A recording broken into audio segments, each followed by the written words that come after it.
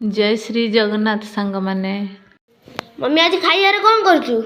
यही क्षीर गरम करछे बिस्कुट हॉर्लिक्स क्षीर खाइ दो आज तू ये सिंगड़ा करनु हौ कर दबा तो आज हमें प्रस्तुत करबा सिंगड़ा सिंगड़ा पय नै देछि 750 ग्राम रो मैदा दे देछि किछि जुआणी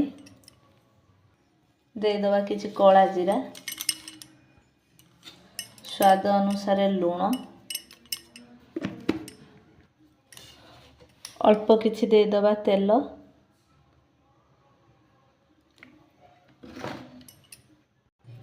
तेल को भल भाव मैदा देहरे मिसई दबा ये भलिया करके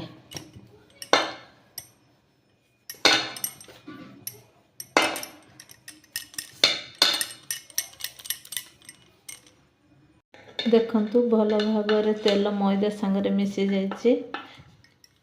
ये मुठा कले देखंतु मुठा हो जाए एबे जानि परिबे जे भल भाव तेल मैदा संगे मिसी जाइए एबे हल्का हल्का पानी देके आमे ताकू दलिबा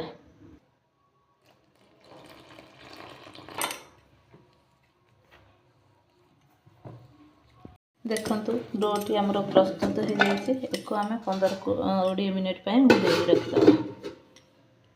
देखंतु एई परि भाव मु आलू को सब काटी नै जाइए 1 किलोग्राम आलू मु काटी नै जाइए कहीं आमर अधिक परिवार लोक से मु अधिक परिमाण करुच्ची 3टी पियाज को काटिक नै जाइए 1 कंचा लंका काटिक नै जाइए किछि अदा को छेचिक नै जाइए मसला रेडी करबा पय मु बसै देछि कढ़ई गैस रे कढ़ई एबे हमर गरम हो जाइए पकै दबा तेल एबे हमर ताती जाइए पकै दबा काटी रखिदबा कंचा लंका एबे काटी रखिदबा पियाज सब पकै दबा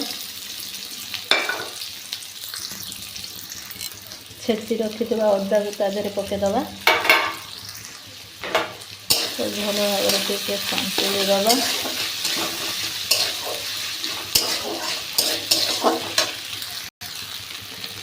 स्वाद अनुसार दे दबा लूण हाफ चामच दे दबा हळदी गुंड 1 चामच दे दबा करी मसला 1 चामच दे दबा धनिया गुंड ताकू एबे भल भाव मिसई दबा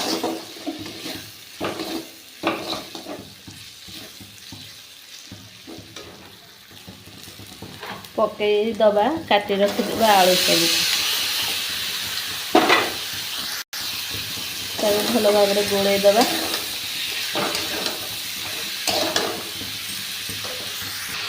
गोटे चामच दे दबा लंका गुंड भाजिक रखी बादाम पके दबा ता देहरे एबे आमे आधेरे अल्प टिके पानी देके ढांकी दबा हमर आलू हो जाइए एबे मटर सिजेक रखी ता देहरे पके दबा पके देके ता संगे मिक्स दबा भल भाव गोलैकी एबे हमर मसला रेडी हो जाइए एबे पके दबा किछि कस्तूरी मेथी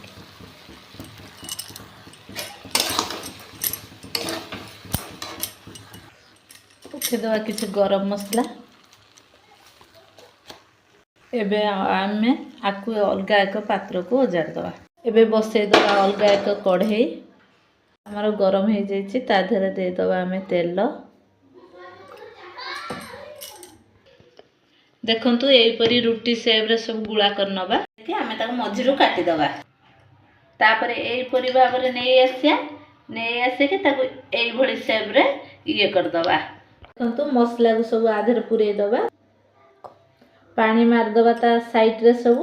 पानी मार दे कि ताको एई भली आगे चिपके ताको देखंतु एई परी सब चापी दबा देखंतु हमर प्रस्तुत हो जेति सिंगड़ा एबे ताको आमे तेल कढ़ारे देखंतु एबे हमर तेल ताती जाइछि एबे ता आधरे गड़ी रखिथिबा सिंगड़ा सब पके दबा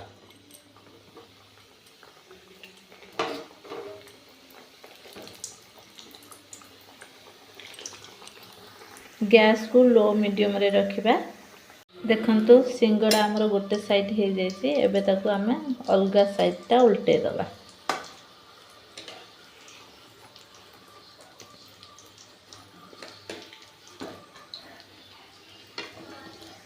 ଦେଖନ୍ତୁ ଏବେ ଆମର ହେଇଯାଇଛି। ଏକୁ ଆମେ ଅଲଗା ଏକ ପାତ୍ରକୁ କାଢ଼ି ନେବା। ଏବେ ଆମର ପ୍ରସ୍ତୁତ ହେଇଯାଇଛି। ଚାଲ ପୁଅକୁ ଦେବା, ପଚାରିବା କେମିତି ଲାଗୁଛି କହିବ। ବୁବୁନୁ ଖାଇକି କହିଲୁ କେମିତି ଲାଗୁଛି?